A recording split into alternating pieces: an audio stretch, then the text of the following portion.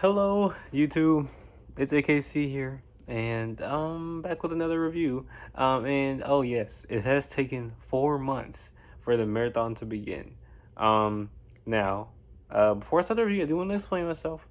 Um, it kind of simply came to to down to either I didn't have enough time, or with me when I listen to albums, I have to be really in a certain mood to listen to a certain album. And a lot of times I was in the mood to listen to freaking to go back to Overly Dedicated because I don't know, it's Overly Dedicated. It's kind of not to be mean to Kendrick Lamar or his earlier stuff, but it's kind of the most least interesting part about Kendrick Lamar's whole career, especially when you have literally every single other album after that, which speaks to something very major going on and him basically changing the scope and the hip hop scene altogether. You know what I mean? And yeah, so Overly Dedicated is kind of the one that I am least excited going back to, in my opinion. And that's kind of an explanation for this late arrival for this review. But no excuses. I should have had this done months ago. I should have the whole marathon done months ago. But you know what? Enough talking about that. It's time to talk about Overly Dedicated by Kendrick Lamar and start the Kendrick Lamar marathon. Now, before then, as if you know Kendrick Lamar, you know that Kendrick Lamar actually has music even before this album. Actually, all the way from the mid to late 2000s. Actually, he has multiple EPs, multiple mixtapes. Some are better than others. He has one EP that's, I won't say famous, but it's kind of well known for being an EP, but having 15 tracks on it. Even though if it's an EP, and usually EPs only have like 2 or 3 tracks, you know what I mean? Like maybe 4, maybe 5. This right here. So at this point in Kendrick Lamar's career, Kendrick Lamar actually was kind of underground. Although yes, he was signed to TDE, and yes, he was in contact with rappers like J-Rock and Schoolboy Q and Ab-Soul. Not only were Schoolboy Q and Ab-Soul also almost just as new as Kendrick, honestly probably even newer, but also J-Rock was likely actually the most popular-ish person from the label for real. So Kendrick Lamar was definitely an underdog at this point. But this mixtape, this is a mixtape, not an album. This mixtape right here did kind of put him on the map. Besides the Kendrick Lamar EP, which again, famously has 15 tracks for being an EP. This actually has a little bit of more iconic songs off of it. If you're a Kendrick Lamar fan, you actually probably, or even like newer fan, mid fan, obviously long time fan, you would know and actually go back to a few songs from this album, from this very mixtape. And that's the reason why I decided to start off with this mixtape, because this is kind of where it really starts off, because this is where we really see Kendrick Lamar actually almost be like an early version of what we see today. We even see him talking about topics that he would that he brought up later in his career, like gun violence, hood politics and everything, hood politics, himself and his relationship with his hood and himself, or his hood and America, hood and the system. Literally all of that is actually kind of foreshadowed on this album. Multiple parts. He references in his relationship with gangs and relationship with people who are in that type of line of work, line of living. That's the better way of saying it. Line of living. And we see that on multiple tracks on here. Freaking Average Joe, Night of the Living Junkies. Barbed Wire, the freaking even Growing Apart.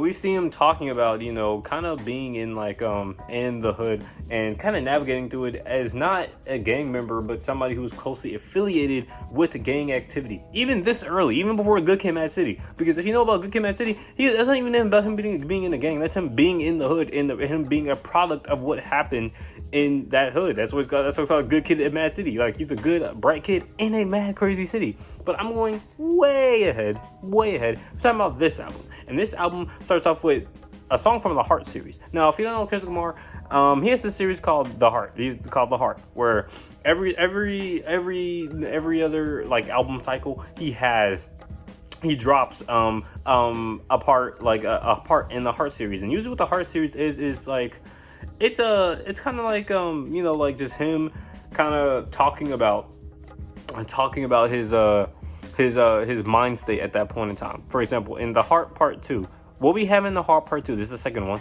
What we have in the Heart Part 2 is him talking about basically his come up, his grind to this point, and how he wants to, like, basically, you know, change the game, and how he is changing the game, like kind of referencing even him referencing, hey, they all was crazy for dropping the 15-track EP. Well, I gotta show what I'm about out here, and honestly, I think that's commendable. And again, like I said, he talks about you know, just different, you know, societal issues throughout his community, throughout America as well. It definitely is actually probably a proper introduction to Kendrick Lamar. Like, I think Fuck Your Ethnicity off of Section 80 is also pretty good. But this is actually a pretty good introduction to who Kendrick Lamar is. Like, if I were to say, hey, start anywhere, I would say Good Kid, Mad City or Section 80. But if you were to say start anywhere, the Heart Part 2 is actually a good introduction. This is kind of what Kendrick Lamar is about in one song. It was a really nice, soulful, light, airy production from Questlove, of all people. And he actually makes for a very, very good intro track that leads right into Growing Apart, featuring Jhene Aiko. And wow, this song is actually very beautiful, very soulful. And in this song, we kind of have him taking different perspectives. We already he's actually really good at taking different perspectives. You know, taking perspectives from, you know, him and hip hop, him and this girl, just like these different people who are like, hey, why are you going away? You have to stay focused on what you're trying to do. And you know, even the title itself, Growing Apart to Get Closer. You know, usually there's like that, you know, one saying, hey, being apart actually, you know, grows attraction, goes missing the other person. And I think you see that here, like, you know, even though he's on the grind and everything, when he's apart, he ends up missing, you know, hip hop. He ends up missing this girl that's in his life and everything. Then we go to Night of the Living Junkies, and although I do like some of the wordplay on here, this is definitely like a more like wordplay type track. Like, for example, I think one line that really got to me was Soundwave is in the studio on his P's, when I'm about to cue into the studio and everything. Like, that was fire. Other than that, though, I do like his verses. Again, technically impressive, like that line. But the beats, I'm sorry, Soundwave. I know you're on your piece. I know he probably thought you were on your piece, but I don't. I thought it was like kind of okay, kind of stale, and that's kind of what a majority of the production on here really is. Growing Apart, the Heart Part 2, P&P 1.5, Angels Bliss, Average Joe. Those are kind of some exceptions, and Heaven and Hell. Those are some exceptions, but a lot of the beats on here are very stale and kind of are too repetitive. There's not enough changing in it. And Kendrick Lamar's delivery doesn't really help that much. For example, on Night of the Living Junkies, his delivery isn't really that good. It's also not that bad. It's kind of just like okay in it. And like, again, with the lyrics, it kind of ends up just being a decent song, like a right song. Not one I really revisit. One I will revisit though is P&P 1.5. Now, the first P&P actually is on the Kendrick Lamar EP, which I haven't listened to yet. But this one also has Absol as well, which is also on the first one. This one, he talks about basically a topic that he actually will bring up in the future about coping and different ways of coping with your environment. And in this case, it's Pussy and Patron. You know, basically women and material things like women and, well, women are materials, but you know what I mean. Like things that, like, you know, things just to cope. You know what I mean? Like alcohol, mainly alcohol. Actually, it's actually mainly the alcohol for real. He does a really good job, I feel like, in this. Although I do think the chorus is kind of the first beat actually just being Clock with No Hands. I love Clock with No Hands. It's, you know, Clock with No Hands by the Roots, by the way. I love Clock with No Hands. And yeah, it was pretty good actually. Second beat is a little darker and kind of just talking about, you know, the general struggles of coping with that type of life, and how basically, hey, coping just with alcohol is not, you should not be doing that. But in a way, it's also kind of glorifying it in a way too. I also like in the chorus where Kendrick Lamar's vocals are actually slowed down and everything. He says the word screw in it as well, like I'm tripping off that screw, like chopped and screwed music. That's good. I actually really like that. Also kind of represent him being in this you know, alcohol drunken state as well. Absol, this also does have a pretty good verse, although I will say it's kind of just all right. He usually has really good verses on what I'm heard him from, from his features. But here he kind of just does like all right. He does kind of talk about again the issue with the alcohol and coping and using other things instead of just dealing with them, dealing with them head on, just coping them in different ways. And also this part at the end where he just starts doing like like random noises and stuff. It's like okay, it's chill out. But it's an amazing track. I actually really would revisit this. This is a really good track. Then we have Alien Girl, Today with Her, which I think kind of ages badly, and a lot of the tracks on here kind of age badly. Although it is a very sweet song about loving a girl so much that they're pretty much an alien, like they're out of this world and everything. I kind of don't like the ad-libs that come after literally every single line from the girl, and usually ad-libs do help in some way. This one is just kind of just like, why even add them if you're not going to add anything at all? You know what I mean? Although I will say the production does sound very spacey and very lush and everything. Again, it suffers from being a really stale a beat actually. So it's kind of just like like there's some positives, but also some like negatives as well. Which is kind of as you see, it's kind of a theme with this whole mixtape. Opposites attract. Tomorrow Without Her. This one's also very interesting. It's also a very interesting song. Again, showing Kendrick Lamar already being really good at showing rapping from perspectives, rapping from the perspective of a man who's kind of unfaithful, honestly, kind of a jackass, and rapping from perspective of a woman who is kind of just dealing with it, but like at the same time, like that they're hurting each other, but they're also loving each other at the same time. Isn't it kind of over dramatic? Yes. Isn't it kind of like toxic? Yes. But like that's kind of the whole point of the song. It's literally in the chorus, love people that hurt us, hurt people that love us, and everything. It's a very interesting song and very interesting point of view that Kendrick Lamar goes from, and honestly I would revisit it. It's a pretty good track. Next is Michael Jordan, and I kind of really don't like this track. Now this is famously one of Kendrick Lamar's worst songs, and I don't want to like jump on the hate train to be jumping on the hate train, but I did listen to this, and it's not. It's kind of bad, honestly. It's not really that bad, but it's kind of bad. And the thing that makes it really bad is because the rapping itself isn't bad, and I know the content matters. I'm not really worried about the content matters. Like, if it's a banger, it's a banger, in my opinion. But here, not only is the beat, again, very stale, very repetitive, although the bass does sound really well. Very stale, very repetitive, but like also his performance isn't really...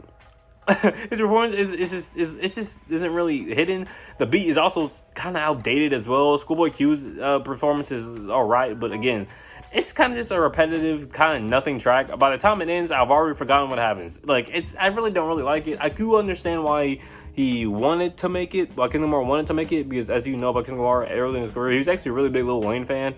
So this actually does sound like straight up a Lil Wayne song actually, but at the same time, I don't know. I feel like there could have been more. I feel like there could have been just a different approach, honestly. It kind of wears just influences too much on the sleeve. Then we go to Ignorance is Bliss, immediately picking it back up. Not only you have like this really good bumping, knocking, boom bap type of beat, but you also have like really amazing lyrics about not only him, being in the hood and the stuff that he gets into, and how you lucky that you know me, ignorance is bliss. And then he even goes to the second section where we're talking about all the people who know him, and they know him as this, they know him as that, and him hanging out with, again, all these gang affiliated members. And he's like, hey, yo, but like, hey, I might be Common and Talib Kweli to them critics, but hey, ignorance is bliss. They don't know who I really am. Again, honestly, it's kind of corny, but also, man, he raps his ass off on this. He actually does. It's a really good track. It's one of the most standout tracks from this album, definitely. Then we go to R.O.T.C, which is, again, kind of a similar vein to Ignorance is Bliss, basically being like, hey, I'm into this music thing, but also if I need to get money, then I will go in that type of life and everything, and selling drugs and being a gangster and everything. I think it's very interesting to see his point of view, especially this early in his career, because we know that he comes up being one of the biggest rappers of all time. But here it's really this rap thing was kind of like a do or die situation. Like either he does it or he, does some other dangerous stuff. You know what I mean? Maybe just Chicago Kid also has an okay performance as well. Yeah, I mean it's a pretty good. It's actually it's a pretty great track. The beat is also pretty cool. And yeah, Barbed Wire is kind of very interesting. Kind of talking about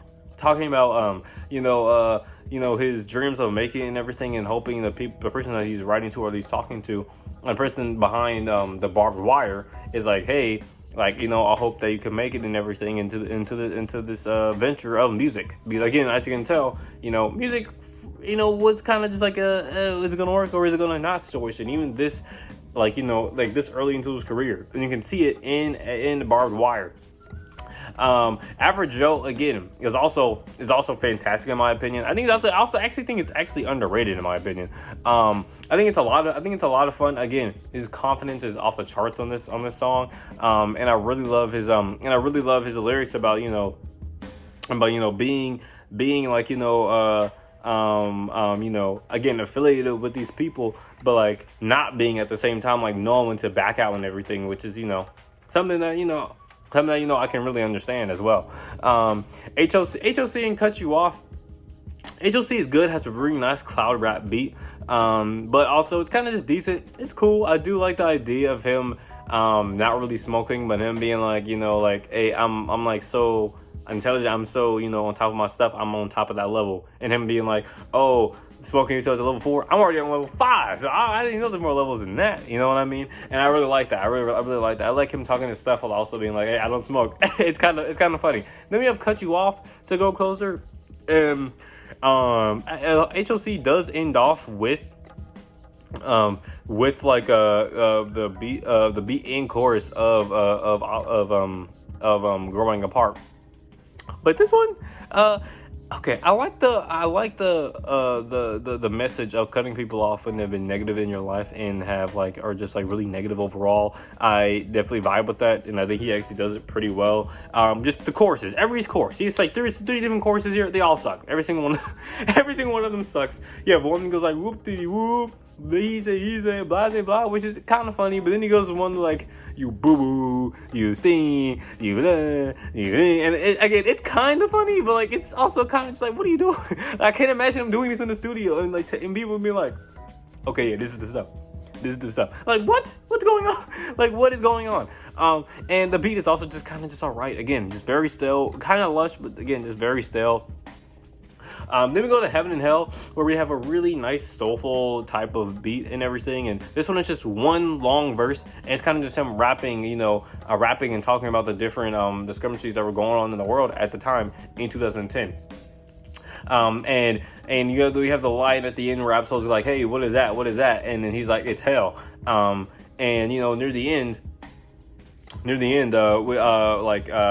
the second part of the song, Absol's like, hey, what does it look like? And he's trying to list off heaven, but like it's like basically like it's how he's talking about it, but he's kind of fading away,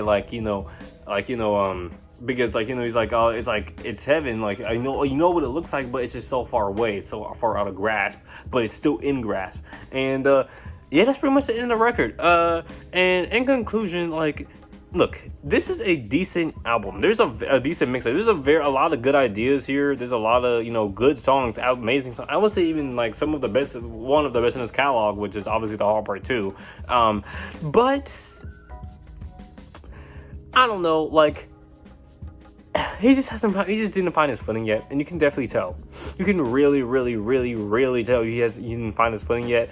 And he's going to get that footing in Section 80, because I know since I have listened to it, actually. But revisiting this, I see what he was trying to do, but I can tell that, again, it's a mixtape. It's not super conceptual or anything. But at the same time, like, it could definitely do better. But I still think it's good. I still think it's decent, and I still think you should check it out. There's a lot of songs I think a lot of people I know would like. And yeah, so overall, I think I'll give this a 6.5. It's pretty decent. I would say, actually, I recommend it. And yeah, see you for the Section 80 or the next review.